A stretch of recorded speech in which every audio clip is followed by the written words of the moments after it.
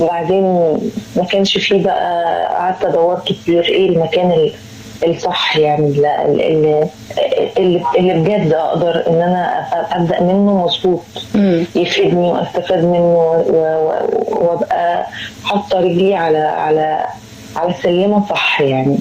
لان انا شخصيه بخاف جدا من التجارب، بخاف جدا من الوسط الفني، فاخترت طريق الاوبرا يعني. طب انت بقى من صغرك يعني بدأتي تحبي مين من المطربات وبدأتي مع نفسك كده تقلديهم في البيت، ومن هنا كبر الحب بتاع المطربة دي معاكي لحد دلوقتي؟ ست وردة طبعا.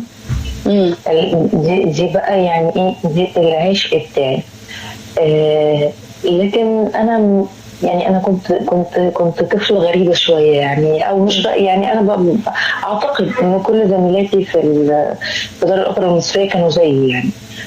بحس انه اللي عنده ملكه ان هو يتأثر بالفنانين دول، وهم دول يعني ما نتأثرش بالعوامل الخارجية اللي حاصلة حوالينا. أكيد نشأنا على حب الفنانين دول.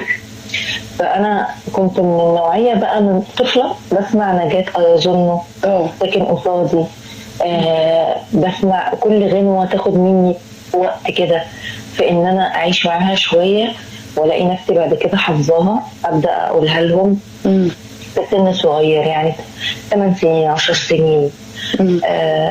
طبعا مع اختلاف فوارق كتير جدا ما بين وانا طفله والنهارده، لكن هيفضل في ذاكرتي الالبومات دي. حتى لما كبرت شويه مثلا بقيت في اعدادي وبتاع، البوم نجاة انا بعشق البحر، كان في ساعتها في البومات تانية لفنانين في التوقيت ده يعتبر حديثة واغاني حديثة وكده، وانا في حتة تانية. لا ومع الدراسة بقى يعني أثقلتي بقى الموضوع بالتعليم بقى، لأن هو الدراسة الأكاديمية بتبقى مهمة جدا، تدريب الأصوات والنغمات بقى، مش عارفة انتوا بتقولوا عليها إيه. علم النغم بقى، علم النغم طبعا، والمقامات والتدريب الصوتي والفوكاليز والحاجات دي كلها. كل ده بيثقل يعني طبعا الموهبة. طبعا جدا جدا طبعا.